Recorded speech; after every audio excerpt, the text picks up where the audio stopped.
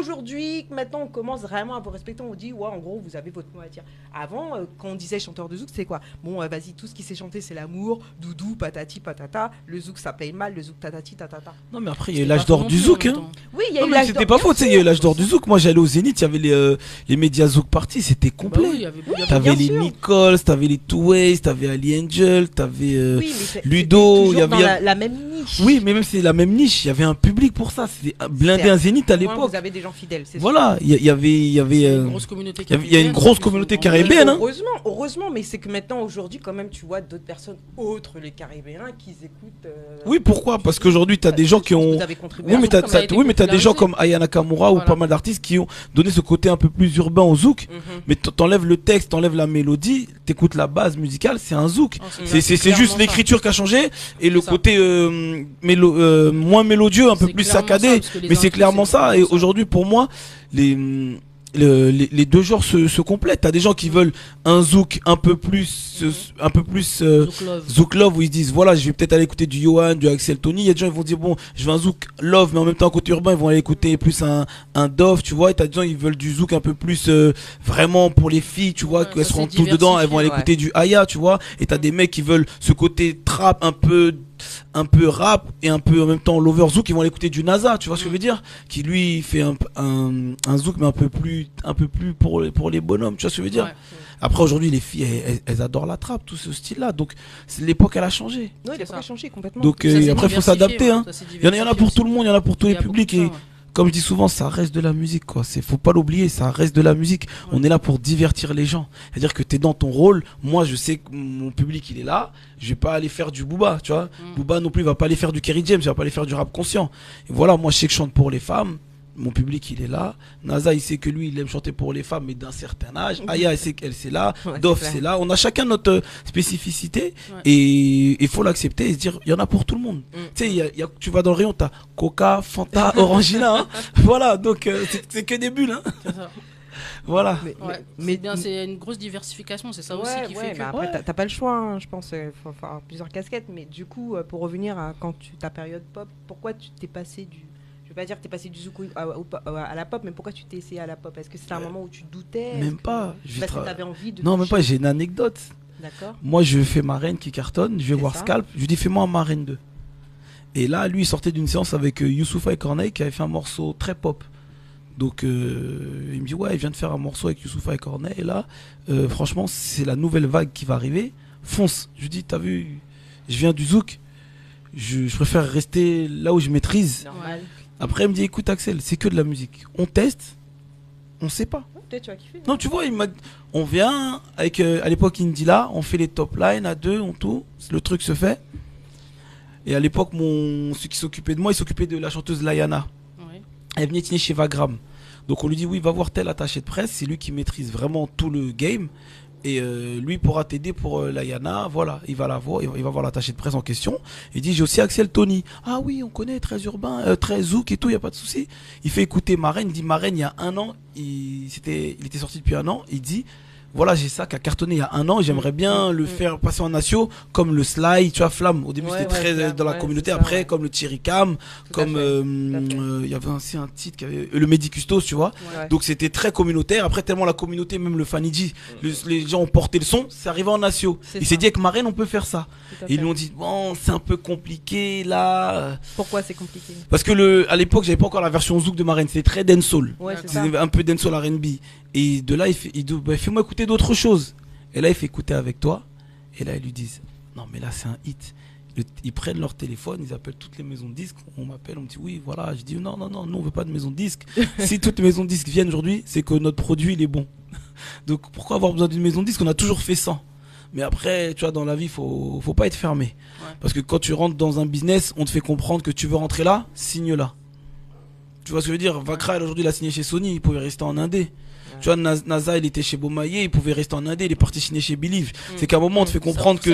Aussi, oui, en fait, c'est un game, hein. Faut pas se mentir, c'est du business. Tu vois, des fois, c'est vrai qu'avec mon équipe, nous, on est très affectifs, tu vois. Mais à un moment, faut comprendre. On sait que c'est du business, mais ce business-là, il faut l'accepter, c'est pas facile parce que on a notre méthode de travail, mais quand tu vois, j'avais signé chez Playtoo.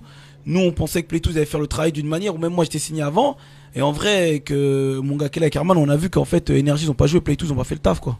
Nous-mêmes, avec ce qu'on a fait Karine sur tes lèvres, on a eu plus de résultats que Playtooz. Donc je crache pas sur eux, tu vois, merci à eux de m'avoir re-signé.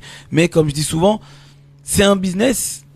Voilà, il faut s'adapter au marché. Et puis voilà pourquoi je suis parti, entre guillemets, pour revenir à ta question, dans la pop, parce que tout simplement, Scalp m'a dit tente l'aventure, j'ai tenté. Et puis, oui, bah, écoute, et pour te dire tellement j'avais peur, en même temps que j'ai sorti avec toi, j'ai sorti la chanson Je t'aime. C'est-à-dire j'ai fait les deux clips. J'ai dit tu sais quoi, j'envoie ça pour ma communauté. Et là, si ça rentre chez la ménagère, tant mieux. Et au final, grâce à Dieu, c'est entré chez la ménagère. C'est là tu vois que même ta boulangère elle te reconnaît. Là tu sens que t'as passé un step, tu vois. T'arrives à la boulangerie. Je vous ai vu à la télé. Mais c'est vous, oui. Et là des gens vont chercher. Ils disent ah mais t'avais fait du zouk avant, nanana. Et j'étais là, je dis bah ouais. Et tu vois, et des gens m'ont découvert dans la pop et ils sont partis voir que j'ai fait du zouk et les gens du zouk m'ont suivi un peu dans la pop, tu vois. C'est génial. Et j'avais la chance d'avoir ces deux publics là et j'avais une peur bleue, tu sais même pas. Bah, et derrière je me suis dit ok. Ça prend pas, je sais que j'ai le Je t'aime que je viens de lancer. Et derrière, j'avais déjà commencé à faire pas mal de sons caribéens, tu vois. Bah, le clip, il a quand même fait plus de quoi, 22 millions de vues. Ouais, plus de 22 millions, marraine. Ah oui, à l'époque, c'était énorme. C'est pas secret. Pour l'époque, c'était. Même aujourd'hui, c'est énorme. Ouais, c'était. C'est pas tout le monde qui fait ça, même aujourd'hui. Hein. Non, franchement, t'as bien géré ta stratégie. T'as bien géré le truc. Ouais. Hein. Et à l'époque, il n'y avait pas les gonflages de vues. Hein. Ouais, c'est ça aussi. C'est des vraies vues. À l'époque, c'est des vraies vues. C'est comme quand on disait les gens, quand ils ont vendu des albums, c'était pas pareil qu'aujourd'hui, on met du stream et du machin. C'était vraiment une époque où il y avait que les chiffres, c'était des vrais chiffres. Ouais. Il n'y avait pas de magouille, il n'y avait pas de. Mais tu sais, là où tu vois, c'est vrai, c'est quand tu fais un concert, les gens qui se déplacent, ça ment pas. Et puis les gens qui chantent. Ouais. Non, après, tu sais ce que je veux dire. Tu chantes pas, on va dire, ça, c'est les professionnels. Tu vois, il y a des gens, ils sont pas forcément chanteurs à voix, mais ils ont une bonne mélodie, un bon texte. Ça va plus te toucher que quelqu'un qui a une voix qui porte ou qui chante. Ce qui compte aujourd'hui, c'est un package. Tu vois ce que je veux dire? T'as quelqu'un qui peut avoir une belle voix, mais les mélos, le texte, ça parle pas. Et t'as quelqu'un qui a pas forcément une grande étendue vocale, mais son feeling, ses mélos, son texte, son charisme, ça te parle. Et pour ça, souvent, comme je dis souvent, on me dit Axel, tu chantes bien, mais je dis j'en connais, ils chantent même mieux que moi. Et pourquoi ils sont pas devant? Parce que c'est une alchimie de tout. C'est pas tout d'avoir une belle voix, faut savoir. Tu sais, les Américains, ils ont compris ça. Tu sais, Rihanna, Beyoncé, même des Céline Dion, elles viennent en studio, elles ont rien à faire. C'est-à-dire que même la personne qui fait les top lines pour elle a le même timbre de voix. Ouais, c'est vrai, ouais. Tu vois ce que je veux dire? Même des Chris Brown, ils arrivent en studio, les gens, ils ont déjà tout fait pour eux. Eux, les Américains, ils sont dans un autre concept. C'est, t'inquiète pas, toi, t'as l'image, nous, on te fait la musique et on pense à toi, comment tu vas chanter, comment tu vas l'interpréter. Tu vois, eux ils sont déjà dans un autre step. Tu vois, en France, moi souvent je suis avec Doff en studio. Tu vois, il est là, il top line pour moi, il écrit pour moi, il voit un peu ce que j'aime. Tu vois, avec RJ, on a une petite équipe. Mais non, pour moi, les gens me disent ouais, Maxel, tu peux pas faire toi-même. Je dis bien sûr, je peux faire moi-même. Mais à un moment, toi-même, tu tournes en rond.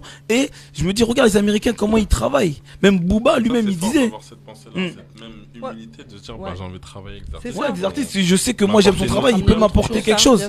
Et les Américains travaillent comme ça. C'est clair. Ça commence à se faire, mais les gens ils sont fermés sur ça. Très fermés. Personne va dire oui, tel a écrit pour moi ou a fait une mélo pour moi. Et c'est dommage. Alors qu'on peut travailler ensemble, on peut s'apporter beaucoup de choses. Et Axel, en tout cas, c'est ce qu'il fait depuis longtemps. Et c'est ça, faut pas hésiter. Quand je l'ai rencontré, moi j'étais choqué.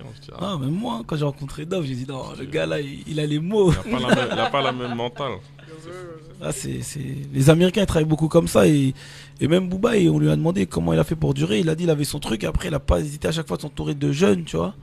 Même Maes, là, il a fait fuiter des trucs. C'est lui qui avait fait pour Booba, tu vois. T'as à apprendre de tout en fait. De Bien l'ancienne, sûr. de la nouvelle génération. C'est ça. Je trouve que t'as trop de chanteurs ou de rappeurs qui sont de l'ancienne génération, qui sont trop fermés à la nouveauté.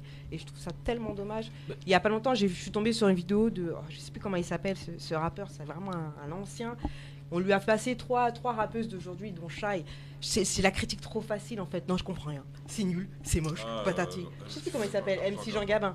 Et non, déjà critique pas. Derrière un son, il y a du travail, il y a de l'investissement financier. Non, après oui, après. Critique pas, En fait, ça te touche pas. Oui, mais critique. Mais ce que je veux te dire, c'est que une critique constructive. Ouais, voilà, pas critiquer pour critiquer, juste pour faire des vues. Je trouve ça dommage. Ou pas, hein. Franchement, tu peux. Mais c'est possible de juste pas aimer, trouver ça nul. Tu vois ce que je veux dire? Oui, certes, mais t'as une manière classe de le dire. On parle de MC Jean Gabin. Dis pas non, attends, non, on va remettre les trucs dans le contexte. On parle de ce mec, s'il essaye de faire genre, les gens ils vont dire, il est pas honnête. Bah oui. Donc il est comme il est, tu vois. Ils ont fait exprès de lui montrer à lui parce que c'est ce qu'ils voulaient comme règle. C'est comme si tu montres à Joey Star, il va dire alors oui, je pense que. On va dire mais dis les choses comme tu les dis. Tu vois, il a été comme il est d'habitude. Après c'est eux qui s'amusent à faire ça. C'est ça qui est pas bien parce qu'ils savent très bien le genre de réaction. Ils ont fait pareil avec Joey Star, celui ses fils et puis je sais plus qui. Ils ont montré Jul, je sais pas quoi. Tu montres Jul à Joey Star, tu t'attends à quoi? Il a pété un plomb, tu vois.